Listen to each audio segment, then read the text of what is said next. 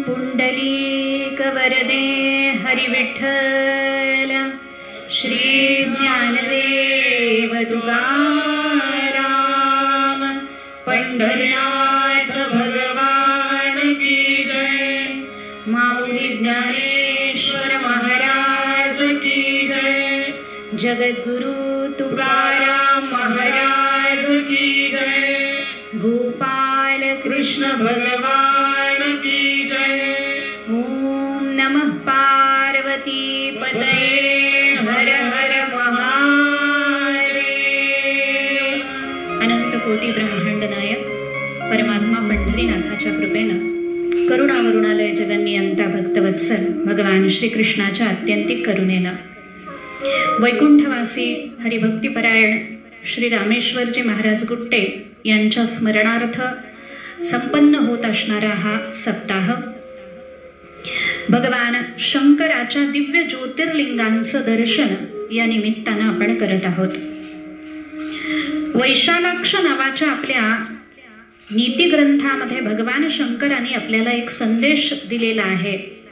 भगवान म्हणतात, मनसा कर्मणा वाचा नैव कांक्षेत पातकम। मनानं वाचेनं कोणत्याही पातकाची आकांक्षा करू नये किंवा पाप करू नये। संतांना जर विचारलं तुम्ही पाप कशाला म्हणाल, तर म्हणतात देव अंतरे ते पाप। ज्याच्यामुळे देव दूर होतो ती प्रत्येक गोष्ट पापाला कारणीभूत असते किंवा त्याला पाप म्हणतात। ज्याच्यामुळे भगवंताची स्मृती होते ते पुण्य आहे किंवा ते आपल्यासाठी चांगलं आहे। म्हणून तर संतांच्या समोर सुख आणि दुःख ठेवलं आणि संतांना विचारलं यातलं तुम्ही काय स्वीकाराल, तर संत म्हणतात आम्ही दुःख स्वीकारू। का दुःख स्वीकारू? कारण दुःखामध्ये भगवंताची आठवण येते, सुखामध्ये ती येत नाही। म्हणून मनसा वचसा आणि कर्मणा पातकाचं चिंतन न करणं, ज्याच्यापासून परमात्मा दूर होईल असं न करणं हे साधकाचं कर्तव्य आहे। मग लक्षात घ्या, दुःख हे येतं कशामुळे? दुःख येतं हे आपल्या पूर्वीच्या प्रारब्धानं पापकर्मानं। आपण जे जे करून ठेवलंय ते ते भोगावं लागणार आहे आणि ते कोणालाही चुकलेलं नाहीये। अवताराला जरी भगवान आले तरी सुद्धा त्यांनाही ते भोगावं लागलं। पण हरिकृपा जर झाली तर प्रारब्ध भोगाचा सुद्धा नाश होतो असं संतांनी सांगितलंय। एका जनार्दनी भोग प्रारब्धाचा हरिकृपेत याचा नाश झाला। हरिकृपेनं तो प्रारब्ध भोगही चुकवता येतो। म्हणून हरिकृपा प्राप्त होण्यासाठीच साधना आहे, सत्संग आहे। अशाच सत्संगाला शरण दिल्यानंतर शिवपुराणामध्ये असणाऱ्या कोटिरुद्र संहितेमधील अध्याय 14 पासूनच्या चरित्राचं चिंतन आपण करत आहोत, ज्याच्यामध्ये 12 ज्योतिर्लिंगाची कथा वर्णन केलेली आहे। आज आपल्याला महादेवाचं जे गोड रूप पाहायचं आहे त्याचं नाव आहे ओंकारम अमलेश्वरम। लोक म्हणतात ओंकारम ममलेश्वरम असं म्हणतात। अमलेश्वर नाव आहे। ओंकारेश्वर आणि अमलेश्वर असे 2 ज्योतिर्लिंग तिथे आहेत, पण दोन्ही नाही एक गणलं जातं। म्हणून त्याला आपण सोप्या भाषेमध्ये ओंकारेश्वर असंही म्हणतो। ओंकारेश्वर जे आहे विंध्याचल परिसरामध्ये अत्यंत सुंदर असं स्थान आहे। नर्मदा नदी आहे, विपुल पाणी नर्मदा नदीला आहे। नर्मदा परिक्रमा प्रसिद्ध आहे। लोक बरेच नर्मदा परिक्रमा करतात, पायी करतात, वाहनानं करतात, ट्रिप म्हणून करतात, यात्रा म्हणून करतात, फिरायला जायचं म्हणून नर्मदेला जातात।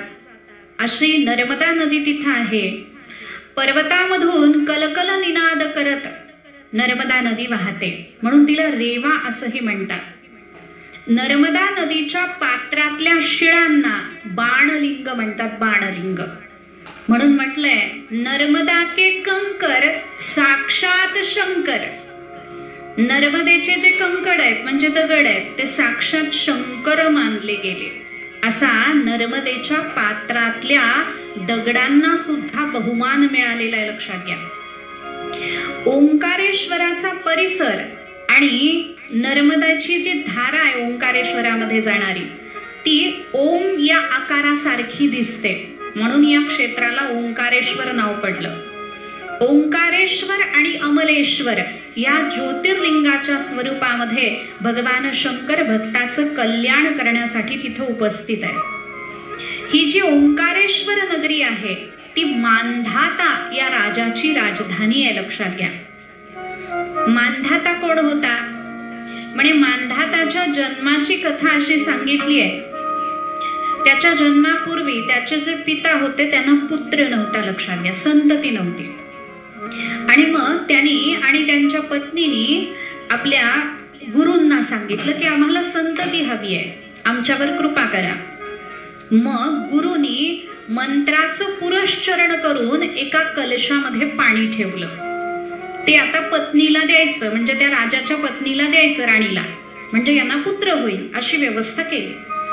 पुरश्चरण व्हायला संध्याकाळ झाली. ते पलंगाच्या जवळ मंत्रांनी उच्चारित असणारं, मंत्र घोषित केलेलं ते पाणी ठेवलं आणि ऋषी मुनी निघून गेले. आता राजा आणि राणी त्या पलंगावर झोपले. राजाला रात्री तहान लागली म्हणून राजानंच ते पाणी पिऊन टाकलं. आता जसा बाण एकदा सुटला की तो परत घेता येत नाही, शब्द एकदा सुटले की ते परत घेता येत नाही, तशीच ताकद मंत्राची आहे. मंत्र उच्चारण केलं, लक्षात घ्या, ओम नमः शिवाय म्हटलं की देवाला कृपेला प्रारंभ करावाच लागतो.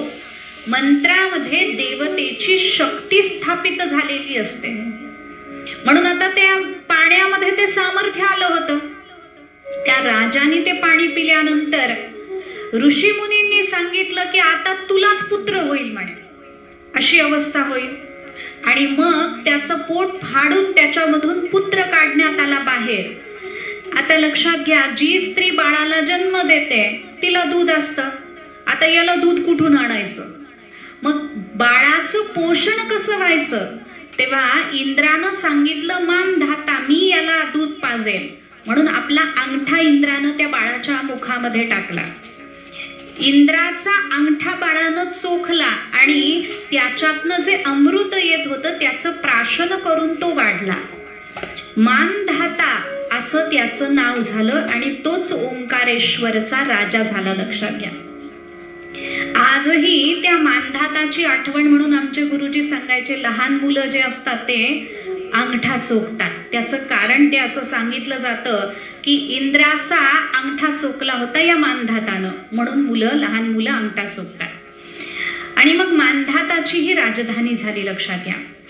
मग ओंकारेश्वर भगवंताचं प्रगटीकरण इथं कसं झालं याबद्दल शिवपुराणकारांनी एक सुंदर कथा सांगितलेली आहे. म्हणे एकदा नारद महर्षी गोकर्ण क्षेत्राला जाऊन आले, गोकर्णाचं दर्शन करून आले. आणि आल्याबरोबर जाता जाता त्यांना विंध्य पर्वत दिसला, म्हणून त्या विंध्य पर्वतावर आले. विंध्य पर्वतानं नारदजींना नमस्कार केला, पूजा केली, यथा सांग पूजा केली. पूजयामास विधिवन नारदम सुर पूजितम. देवतांचेही पूजित असणारे नारदजी आता विंध्याचलाकडून सुद्धा पूजित झाले. आणि मग काहीतरी बोललं पाहिजे की नाही, मग विंध्याचल बोलायला लागला नारदांशी. हरिभक्ताशी काय बोलावं हे सुद्धा कळावं लागतं. सांसारिक गोष्टी येऊन त्याच्याकडे बोलायला लागलो, त्यांचाही वेळ आपण घालवतोय ना, आपला तर घालवतोच आहे, याच्यात काही वाद नाही. मग विंध्याचलानं नारदांच्या समोर स्वतःची स्तुती गायला प्रारंभ केली. श्रेष्ठाच्या समोर, मोठ्याच्या समोर स्वतःची आत्मप्रौढी मिरवू नये असं शास्त्र सांगतं. सर्वांना श्रेष्ठ करणारे महादेव आहेत. जरा महादेवाची उपासना कर म्हणे, म्हणजे तुझी उंची वाढेल, तू श्रेष्ठ होशील. बघा हा नारदांचे शब्द कसे आहेत आणि त्याचा अर्थ काय घेतला जातोय. तू महादेवाची उपासना कर म्हणजे तुझी उंची वाढेल. नारदांना काय म्हणायचंय, त्याची शारीरिक उंची वाढेल असं म्हणायचं नाहीये नारदांना. त्याची आध्यात्मिक उन्नती होईल, त्याचा कल्याणाचा मार्ग उत्तुंग होईल, हे नारदांना सांगायचंय. पण ज्याच्या डोळ्यावर अहंकाराची पट्टी असते ना, त्याला संतांचं यथार्थ बोलणं समजत नाही. जर आपण तशी आत्मप्रौढी मिरवत असलो, स्वतःच सांगत असलो, तर श्रेष्ठाचा घात केल्याचं पाप आपल्याला लागतं.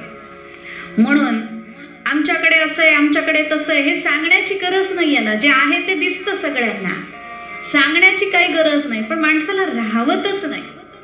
तसा तो विंध्य सांगायला लागला, मी सर्व प्रकारानं पूर्ण आहे म्हणे नारदजी. माझ्याकडे कसलीही कमतरता नाहीये, कोणतीही न्यूनता माझ्या ठिकाणी नाहीये, मी सर्व गुण संपन्न आहे.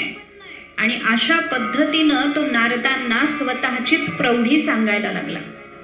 नारदांनी ओळखलं की हा जरी पूर्ण आहे स्वतःला म्हणत असला, तरी जो स्वतः पूर्ण असतो त्याला सांगायची गरज नसते की मी पूर्ण आहे.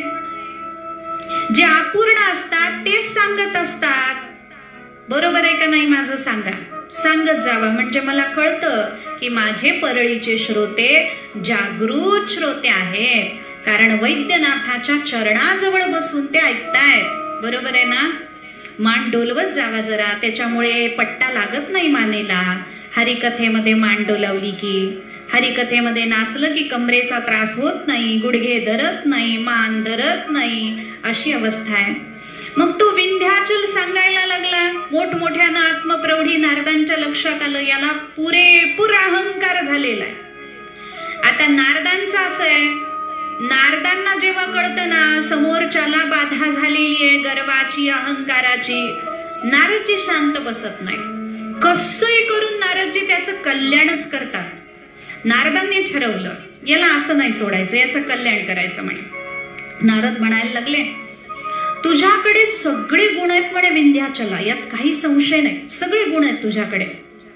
पण तू सर्वश्रेष्ठ आहेस असं मात्र नाहीये, कारण तुझ्यापेक्षाही उंच सुमेरू नावाचा पर्वत आहे. त्यामुळे तुझी उंची कमीच आहे सुमेरूपेक्षा. तू जर सुमेरूपेक्षा उंच असतास तर तू सर्वश्रेष्ठ ठरला असतास. आता त्याच्या मनात ही काडी टाकून दिली विंध्याचलाच्या. मग तो विचार करायला लागला.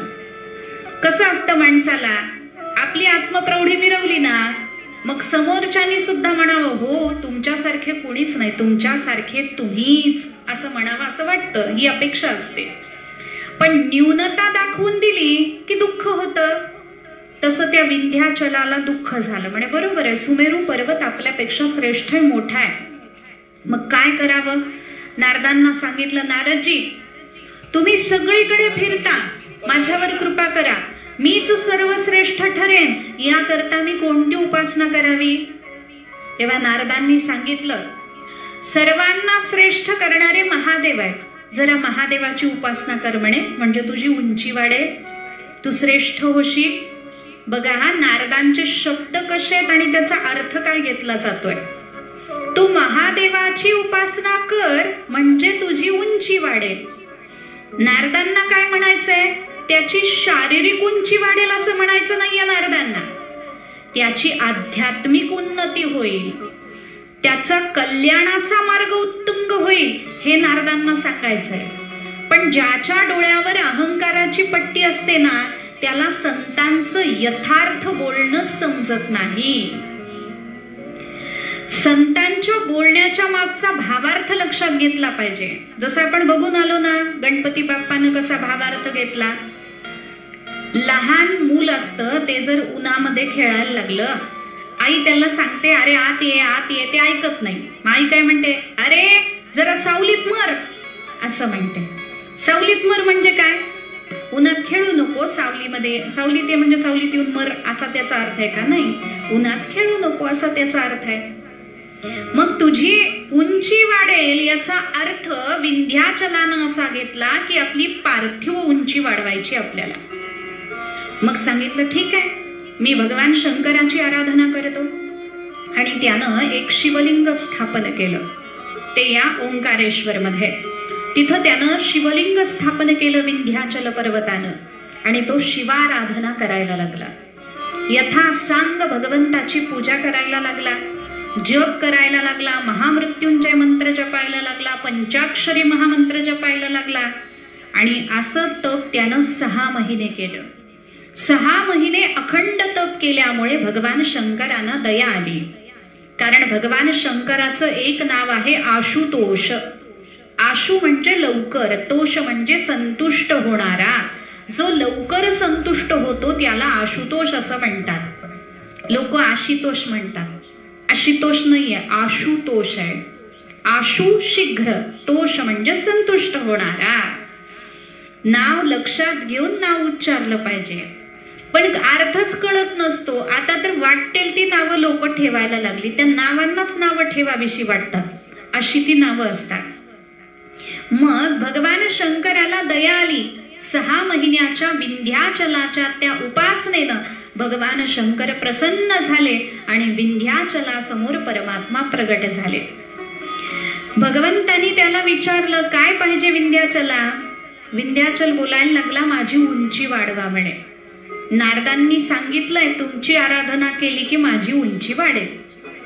भगवान हसले. पुन्हा एकदा विचारलं, हेच मागायचंय तुला? त्यानं सांगितलं, हो हेच मागायचंय. मी सर्वात उंच असावं असं मला करा म्हणे आणि माझी उंची वाढवा. भगवान म्हणाले, तथास्तु.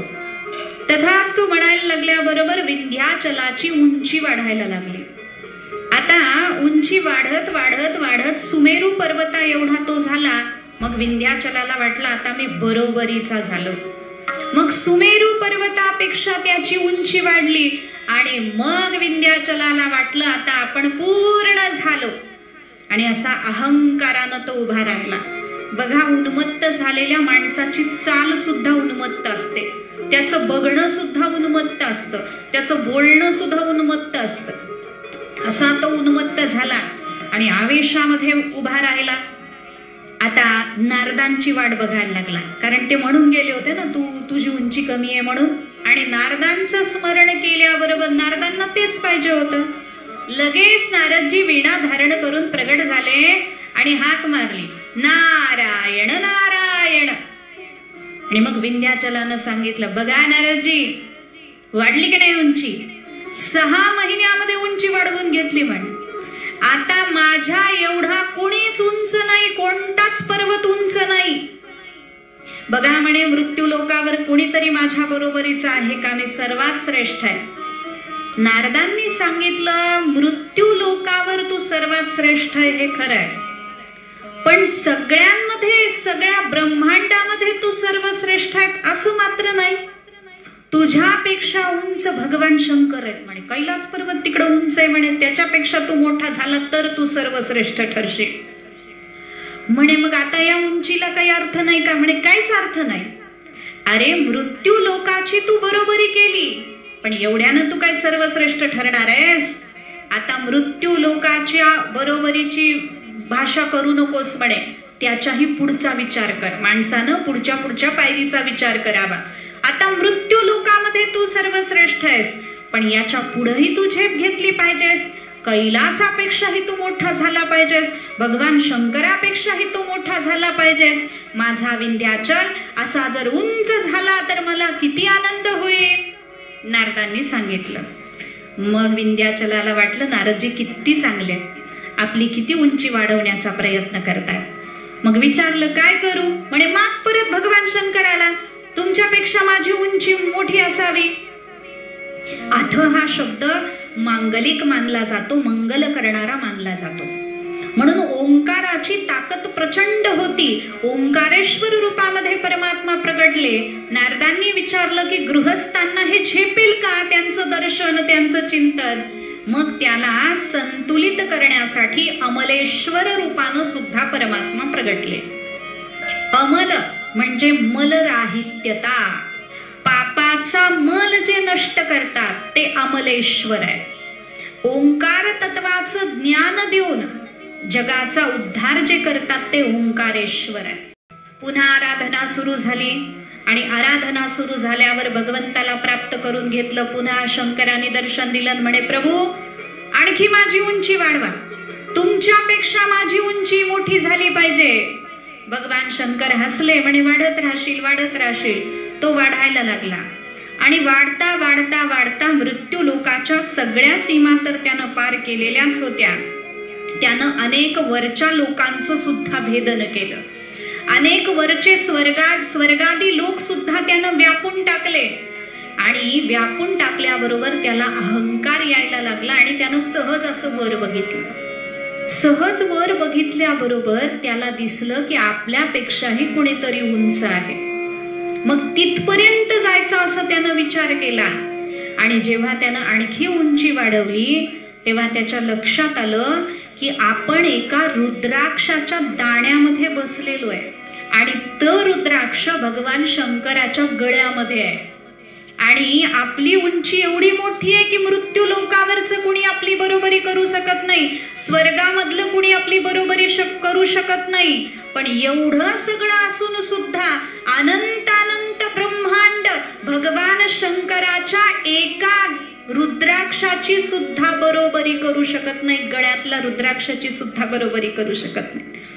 आणि जेव्हा त्यानं त्या रुद्राक्षामध्ये प्रवेश केला आणि मग त्याला ओंकाराचा प्रचंड ध्वनी ऐकू यायला लागला आणि एका मोहरीच्या दाण्या एवढंही आपलं अस्तित्व नाहीये या ब्रह्मांडामध्ये हे त्याला जेव्हा समजलं तेव्हा तो तिथंच रडायला लागला आणि भगवान शंकरांना सांगितलं, प्रभू माझं चुकलं, मला तुमच्यापेक्षा उंच व्हायची इच्छा होती, पण तुमच्यापेक्षा श्रेष्ठ उंच उन्नत कुणी सुद्धा नाहीये हे माझ्या लक्षात आलंय. सर्वाचं मूळ आहे ओंकार, त्या ओंकाराला मी अनुभवलं. तुमच्या गळ्यातल्या रुद्राक्षाच्या मण्यामधील एक छोटासा सूक्ष्म बिंदू सुद्धा मी नाहीये. अशी अनंत ब्रह्मांड तुमच्या एका एका रुद्राक्षामध्ये हे मी जाणलं, याची मी अनुभूती घेतली. म्हणून माझ्यावर कृपा करा आणि प्रगट व्हा. आता दीनत्वाचा स्वीकार झाला, लीनता आली विंध्याचलाकडे. म्हणून विंध्याचलासमोर भगवान शंकर हातामध्ये त्रिशूळ आणि डमरू घेऊन आपल्या दिव्य रूपामध्ये भस्म विभूषित होऊन सर्पालंकार धारण करून प्रगट झाले. जेव्हा भगवान प्रगट झाले विंध्याचलाला अत्यंत आनंद झाला आणि मग विंध्याचलानं सांगितलं, प्रभू माझा अहंकार गेला. आता भगवान बोलायला लागले, लक्षात घे, सुख संतोष हा आंतरिक असावा लागतो. स्थूल दृष्टीनं आपली उंची वाढणं म्हणजेच आपण श्रेष्ठ झालोय असं नाहीये. आकाराच्या योगानं श्रेष्ठत्व सिद्ध होत नाही. ज्याचा आकार मोठा तो श्रेष्ठ आहे असं कधी होत नाही. आंतरिक स्थिती मोठी असेल तर श्रेष्ठत्व सिद्ध होतं. लक्षात घे, म्हणे तू छोटा असशील तर तुझ्यापेक्षा छोटही कोणीतरी असेल, तू मोठा असशील तर तुझ्यापेक्षा मोठही कोणीतरी असेल. कारण सूक्ष्माती सूक्ष्म ही परब्रह्म आहे आणि विशालाती विशाल महानाती महान सुद्धा परब्रह्म आहे. म्हणून शास्त्रानं म्हटलं, अनोरणीयान महतो महीयान. अणुपेक्षाही परब्रह्म तत्व सूक्ष्म आहे आणि महतो महीयान, मोठ्यात मोठं सुद्धा सर्व व्यापलेलं अत्यतिष्ठ दशांगुलम असंही ते परब्रह्म तत्व आहे. याकरता आकाराची विशालता ही मनुष्यानं लक्षात घेऊ नये. आंतरिक स्थिती आणि आपल्या गुणांनी मोठं होण्याचा प्रयत्न हा प्रत्येकानं केला पाहिजे. म्हणे जेव्हा असं सांगितलं गेलं त्याचा अहंकार पूर्ण निघून गेलेला होता आणि मग सांगितलं, प्रभू मी माझ्या उंचीला वाढवण्याचा प्रयत्न करायला लागलो, पण तुमच्या आराधनेचा आधार मला मिळाला नारदजींच्या कृपेमुळे. म्हणून तुमची आराधना करण्यासाठी जे शिवलिंग मी स्थापित केलं त्या शिवलिंगामध्ये आपण समाविष्ट व्हावं आणि इथंच राहावं अशी माझ्यावर कृपा करा. तेव्हा भगवान शंकराने ओंकारेश्वर आणि अमलेश्वर या रूपामध्ये त्या ज्योतिर्लिंगामध्ये राहणं केलं. भगवान ओंकारेश्वर रूपानं तिथं राहिले आणि त्या ओंकाराला संयमित करण्यासाठी किंवा संतुलित करण्यासाठी, कारण ओंकाराची ताकद खूप मोठी आहे, लक्षात घ्या. पृथ्वीवर जे 2 शब्द निर्माण झाले पहिले त्यातला पहिला आहे ओंकार. ओंकारश्चाथ शब्दश्च द्वावैतो ब्रह्मण पुरा कंठम भीत्वा विनिर्यातौ तस्मान मांगलिका उभौ. म्हणून ओम म्हणलं तरी सुद्धा मंगल होतं. मंगलदायक शब्द म्हटला जातो ओंकार. अथ हा शब्द सुद्धा मंगलवाचक मानला जातो. म्हणून ब्रह्मसूत्राची सुरुवात अथ शब्दानं होते. अथातो ब्रह्म जिज्ञासा, अथातो भक्तिम व्याख्यास्यामहा. नारद भक्ती सूत्राची सुरुवात सुद्धा अथ शब्दानं होते. अथ हा शब्द मांगलिक मानला जातो, मंगल करणारा मानला जातो. म्हणून ओंकाराची ताकद प्रचंड होती. ओंकारेश्वर रूपामध्ये परमात्मा प्रगटले. नारदांनी विचारलं की गृहस्थांना हे झेपेल का त्यांचं दर्शन, त्यांचं चिंतन? मग त्याला संतुलित करण्यासाठी अमलेश्वर रूपानं सुद्धा परमात्मा प्रगटले.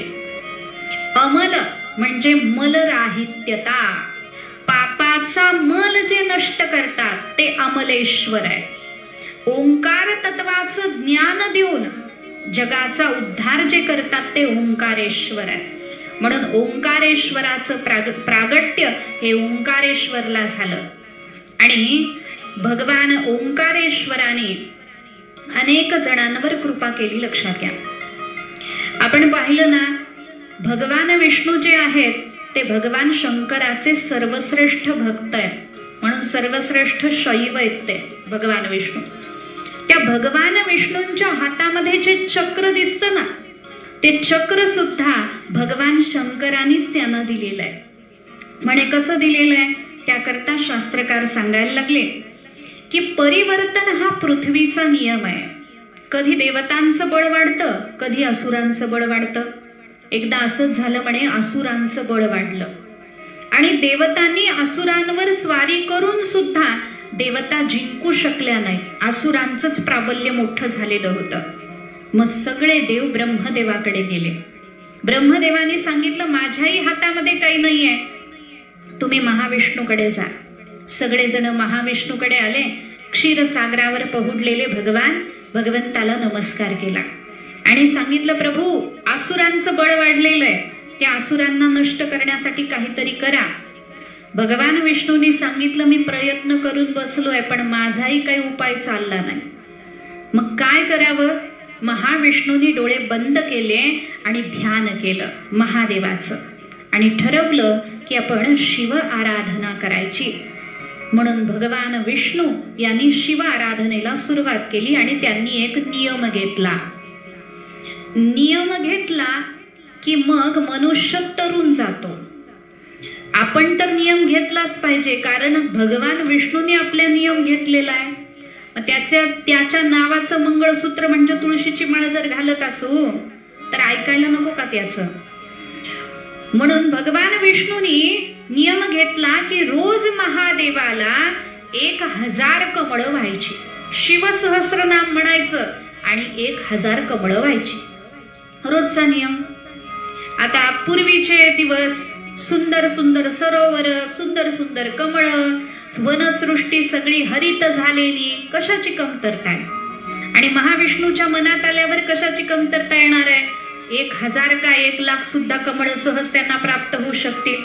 अशी अनेक दिवस साधना झाली आणि साधना करता करता करता एके दिवशी आता साधन पूर्ण होणार अशी स्थिती निर्माण झाली. उपासनेचा अनुष्ठानाचा शेवटचा दिवस होता. भोले बाबा असे जे भक्ताची परीक्षा घेतल्याशिवाय त्याला सोडतच नाही. म्हणून भोले बाबांनी ठरवलं जगाची परीक्षा घेतो ना हा भगवान विष्णू, आज आपण त्यांची परीक्षा घेऊ.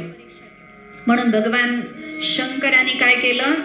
म्हणे पृथ्वीवर जेवढी कमळ होती ती सगळी अंतर्धान केली. सगळी म्हणजे 1000ला 1 कमी राहिलं. बाकीची मिळाली पण 1 कमी राहिलं.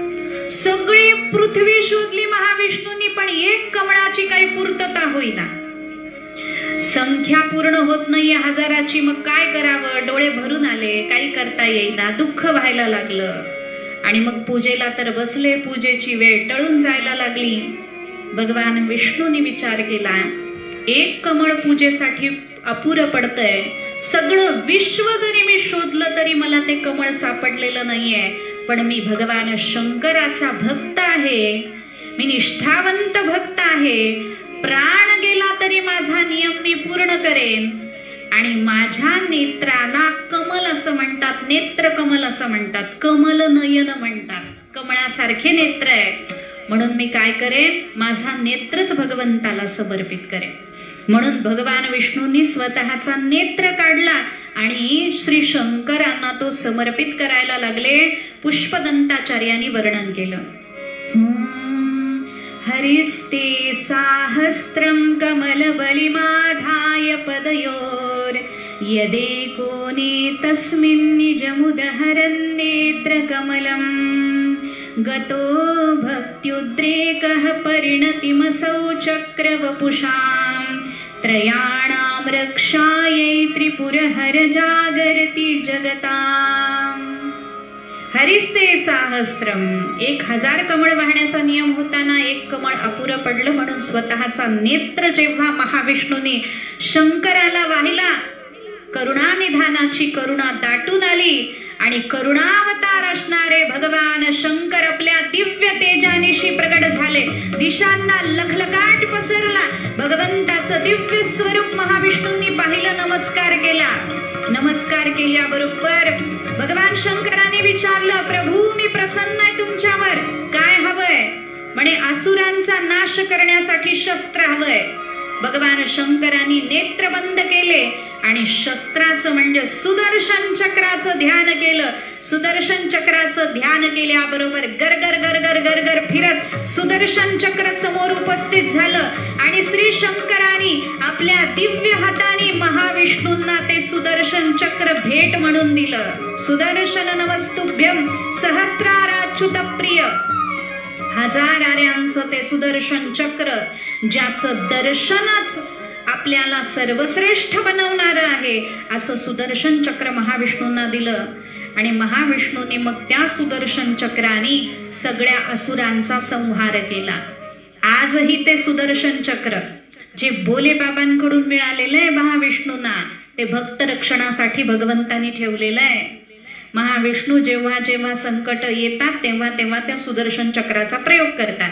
भक्ताचं रक्षण करण्यासाठी सुदर्शन चक्राचा प्रयोग करतात. अंबरीशाचं रक्षण या सुदर्शन चक्राने केलेलं होतं, लक्षात घ्या. पुंडलीक वरदे हरी विठ्ठल श्री ज्ञानदेव तुकाराम पंढरनाथ भगवान की जय. माऊली ज्ञानेश्वर महाराज की जय. जगद्गुरु तुकाराम महाराज की जय. गोपाल कृष्ण भगवान की जय. ओम नमः पार्वती